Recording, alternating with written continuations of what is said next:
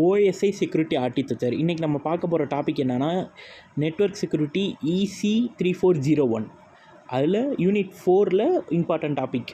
OSI network ஆர்கிடெக்சர்னால் என்னென்னா international telecommunication union ITU.Tன்னுவாங்க. Telecommunication standardization sectors recommended H800 அப்படின்னு கூட சொல்லலாம். அதாவது இதை ரீகமெண்டட் H800ன்னு கூட சொல்லுவாங்க. ஓஎஸ்ஐ செக்யூரிட்டி ஆர்கிடெக்சர் மெயினாக ஃபோக்கஸ் பண்ணுறது என்னென்னா security attack, security mechanism, security service அப்படின்னு சொல்கிறாங்க. இல்லை செக்யூரிட்டி அட்டாக்னா என்னென்னா any action that compromise the security of information owned by an organisations. அதாவது ஏதோ ஒரு அட்டாக் வர்றதுக்கு முன்னாடியே அவங்களுக்கு முன்னாடியே அந்த இன்ஃபர்மேஷன் கிடச்சிடும். ஏதோ ஒரு அட்டாக்னா ஒரு லாஸ் ஆஃப் டேட்டாவெல்லாம் இல்லை வைரஸை இன்ஜெக்ஷன் பண்ணலான்றாங்க.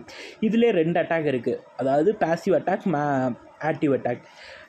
பாபுக்கும் அலைஸ்க்கும் நடக்கிறத டார்த்து முன்னாடி பார்க்குறது பேசிவ் அட்டாக். அது கீழே பாபுக்கும் அலைஸ்க்கும் நடக்கிறத ஒரு மாடிஃபிகேஷன் பண்ணி போனால் அது ஆக்டிவ் அட்டாக். அதை தான் சொல்லியிருப்பாங்க. ஆக்டிவ் அட்டாக்கில் பாருங்களேன், masked replay, modification of messages, denial of service அப்படின்னு இருக்கும். இதில் என்னென்னா பேசிவ் அட்டாக்கில் message content attack, traffic analysis. Security மெக்கானிசம்னா என்னென்னா a process that is design to detect and prevent recovery from security attack. ஒரு வேளை செக்யூரிட்டி அட்டாக் நடந்துருச்சு, அதை எப்படி திரும்பி ப்ரிவென்ட் பண்ணி ரெக்கவரி பண்ணுறதா செக்யூரிட்டி மெக்கானிசம்.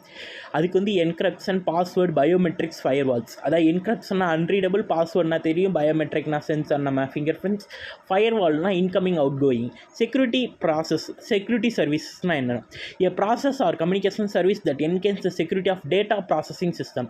ஒரு டேட்டாவை செக்யூரிட்டி பண்ணி ப்ராசஸிங் பண்ணுறது, அதாவது மெயினாக ப்ரொடெக்ட் பண்ணுறதுன்னு சொல்லலாம். Access control, data integrity, confidentiality, availability, இதெல்லாம் அதில் உள்ள டைப்ஸ்.